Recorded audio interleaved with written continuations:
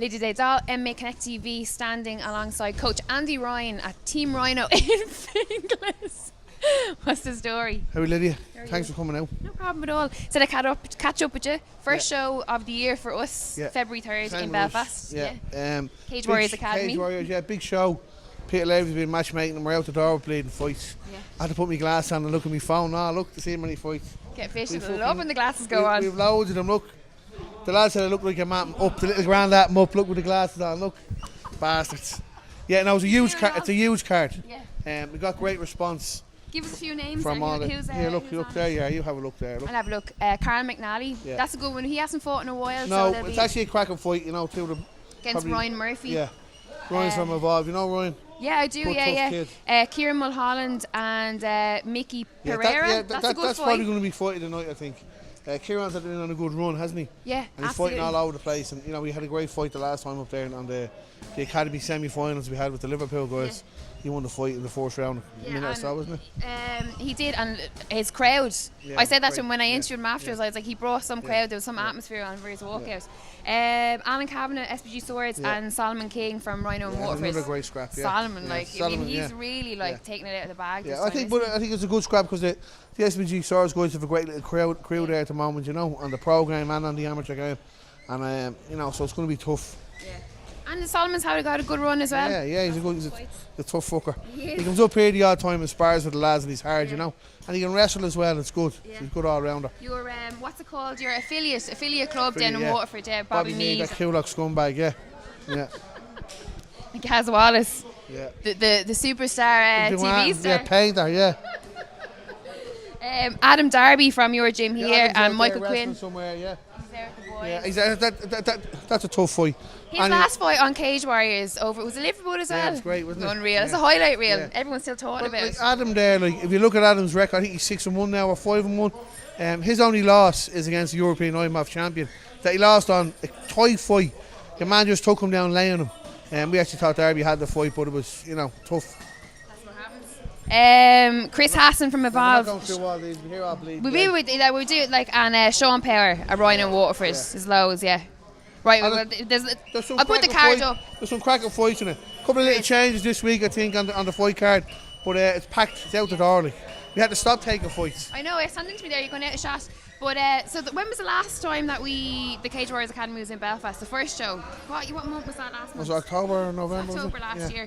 But the success of that, obviously, that's what led to putting on this show, Yeah, it's looking like we're probably going to look at getting a bigger venue and putting pro fights on the card. You know, we've a load of pro fighters and we need to get them matched. Barry Oglesby actually rang me yesterday and said Ireland is actually lacking a pro show at the moment.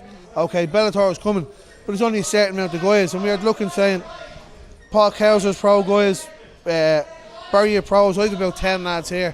So that's them all over the country.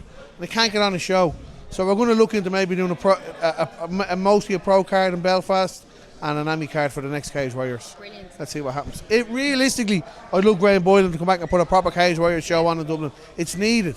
I don't think they have the support, you know, what they used to have, but I think they do. Absolutely. I think people need it. Oh. A good wrestling class we have on here Saturday morning. Probably one of the busiest wrestling classes around. I can't believe it. It's absolutely buzzing, and I'm noticing all the lads, some and we always heavy hitters here today. But we always get, there's lads come down from FAI and lads from other clubs. We always get visitors coming down every week. So you want to wrestle, come down to us Saturday morning at 11. Coach Bill McCann. Yeah, Coach does a great job, he's brilliant. You must have a chat with him. Yeah, definitely. I'd love to get him on. Look, Cage Warriors. But we were talking about Cage Warriors coming over.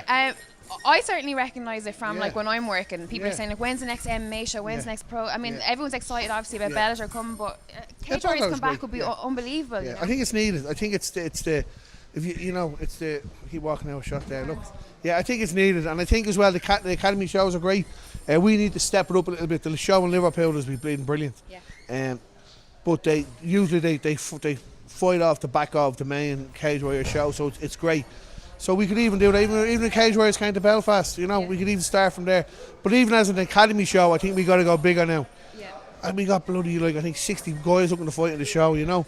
And the show is sold out. So the whole premise, I know, are we allowed to say it's sold out already? It's sold out, yeah. But we're trying to get a few tickets back and make a little bit more room But I think we've guys waiting. One guy went for 80 tickets. Another guy, there's a couple of hundred people waiting for tickets, which is crazy. Which is good for MMA. Good. Yeah. It's good. It shows you that the demand is there, right? Yeah. I mean, the whole premise of the academy, right, is to give the amateur guys a feel of what it's like to be on a sort of a pro show or a production-wise. Yeah, and it's to give them that little stepping stone that the guys in Cage Warriors are watching. Plus, you know, there's a lot of the good senior clubs involved, so you've got good experienced fighters. It's not, you know, it's not a couple of debuts that you never met. Like, look at that card you're reading out there. They're probably the top of the Irish MMA lads at the moment, you know. So it's really, really good. Yeah, absolutely. Yeah. So in terms of your own gym, I haven't been out here since you got rid of the cage. Yeah. You got a bit of an extension. It's looking massive, isn't it? Yeah, I got rid of the cage. We're going to take all the. This is not done yet, so all this is going to be. These bags are coming down. There's a whole new bag area going up. We have a massive big mat area there. Sometimes I wish that I get the cage back. That we're not get the cage back. I was going to ask Lisa for even a section of downstairs and put a cage. We have a cage sitting in the van outside. You know, so and we have a little strength conditioning area down here as well. It looks great. So but I think mat space is the key, isn't it? Really, we had the cage up, 2 people in it. Or what was happening was, parents were coming up with their kids for the jiu-jitsu classes and putting the fucking kids in the cage like a bleeding, like a playroom. You know what I mean? That's what it was like. Yeah. Be back in an hour. Go for a coffee. Like. And then the door around it, and it was a nightmare to keep clean. So the time before we were actually sponsored us the cover, they done that for us. The time I'm with the Tammy since they started, and they've been very good to me. So every year they sponsor me, and then they heard we were looking for a canvas, and they paid for that. Unreal. Which is great, isn't it? You know what I mean? It makes the place look real slick, real professional. You know what I mean? Yeah, these bags look shit there. We're going to change them. I was on the fight store. They're going to look after us and do something there. You know what I mean? And a coach build is a great wrestling class. You know. It's buzzing. Like the gym is going from strength to it's strength. buzzing. You know It is buzzing. Yeah, we've a big MMA team now. Yeah. Big one. Just need to get the fights for them, you know. What do you think is the secret to longevity? I know I asked you that before, but I mean, in terms of, you know, I mean, anyone who knows anything about MMA, you know, I don't have to go into your background. You know, you're one of the forefathers. But see, the thing is, I sort of talk about this is that, like, so this is my whole life. This isn't a hobby. So I don't go to work. This is my job. I'm in work now. So I have to live that. So I don't have a 9 to 5. People say, I was on holidays in America, and Neil Street said when I come home, "Can't put that phone away." Yeah. I'm on the phone. You're always switched on. You're always involved, and that's so. You see clubs that you have your ups and downs. We have our ups, and then we have our downs. Our jiu-jitsu class has to be rebuilt at the moment. A lot of our guys have gone older. A lot of injuries, so we're slacking on that. But our no-gi classes are out the door. Yeah. You're 40 guys in the mat rolling on a Monday and a Wednesday. You know, wrestling, we have 30 odd, 40 guys wrestling. So our MMA is busy. We need to rebuild. So you're always having that. So what happens sometimes someone opens a club, they're having a bad year, they hang up the gloves and but you can't. You have your good and your bad times, and it's not. You don't. It's people get too much caught up in it. Like you never see it in any other sport. Someone gets a blue belt in jiu-jitsu, they open a fucking gym, right? You'd never see that in judo or I have 2 amateur boxing fights. I'm going to open a gym now. Same as MMA. People should relax a little bit, learn your trade, enjoy it, and then decide then. Right, I'm going to open a gym and I'm going to, you know, and have a bit of support from someone. It's different when we started, that there was only a couple of us, you know, Cork, Galway, Belfast, Dublin. There was one probably club in each of them. But most guys had come, so I was retired from judo. I was only 30, competing international. I had wrestled, I'd done courage, I'd boxed. So with all them things, I'd done them all. And I was finished as a competitor. When I started doing MMA, I always remember Mrs. Claire sent me and all like that, like, you know, down to them, you're fucking shitting it. Not that I was shitting it. I was in a different mindset. I had competed at a high level, and I retired in 2000. And then you're trying to do MMA while you're running a class and you're working and you're not even training. You know, you can't do it. You really, it's coach or athlete. It is hard to do both. Some people can do both when they're young, if you have good background, but it's hard. It's hard. That's a dynamic that I think a lot of people, especially professional athletes that are coaching, they find that balance very difficult. And it makes sense. It's logical, you know, that it's either one or the other. Yeah, and then I'm always trying to learn. Like, so my big thing now is I'm meant to be on to Carrot Brown from IMF. So Carrot was an Olympic medalist in judo. So he's been there. You've known him back in the day then? Yeah, he would have been someone I looked up to. Yeah. He's a little bit older than me. He would have been one of the fellas I would have seen on the TV or the competitions. Yeah. And he was from a very famous judo club, Wolverhampton Judo Club, with Denzel White and all them boys. And that was a big club. But he was at the Olympic Games. He's done all that. Yeah.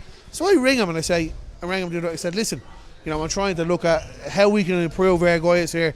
Because realistically, MMA in Ireland and martial arts, we're still down here a little bit, you know, where we want to be. What does an Olympic athlete do? What does the British judo squad, what's their training routine? Are we tormenting Joe? Are we ringing a fella Ciara more than the north? Are we asking fellas in America?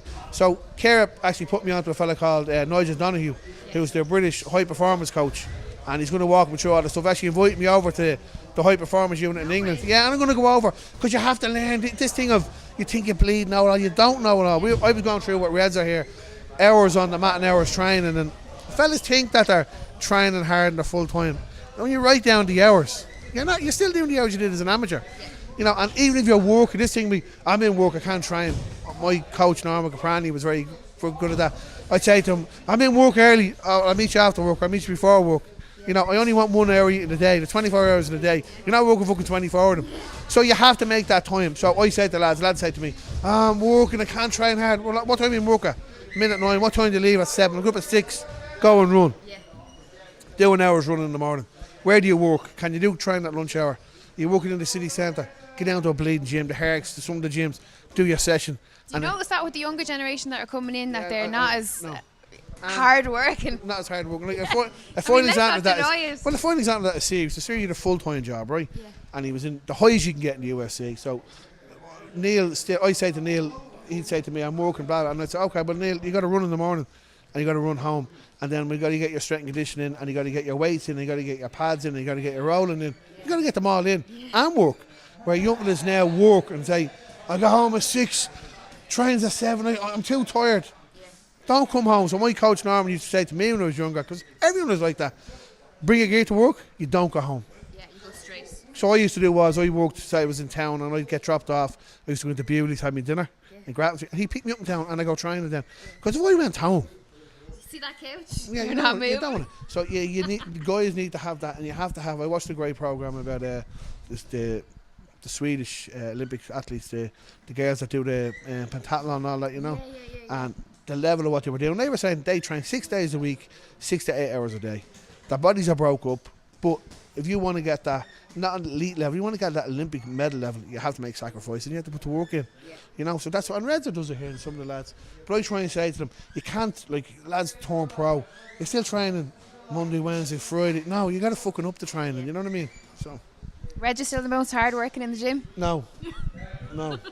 He tries to be. Now he is, he's good. Keith McKay. So we're lucky that I try, and from all my years travelling around, I look around and say, what do these international teams have, right? They have doctors, and they have nutritionists, and they have sports massage, and so I say, I need to try and get that on a little. So we have Richard Shanahan here, sports psychologist. He works with the lads. We've one of my old students used to train with us. He's a big monster now. He does all the food diet and all the food stuff. He done food science in Trinity. So so he does all that with us. Then we've Dottie does the sports massage. So we're always keeping. You need that. You need to have all them things part of the training as well. You know, so you need it. Look at it. The place is full. Yeah. The place is full. Yeah. Well, listen. Thank you very much. I will see you no problem on February 3rd, Cage Warriors Academy. Nice and early on the Sunday. I know the tickets say 6, but I think we start earlier. Brilliant. It was a mistake. I think we're starting doors at 3, first fight at 4. Can't wait. It's going to be deadly. Yeah, and come, you might get a ticket on the door. Yeah. We'll let you in. Andy Ryan for MMA Connect TV.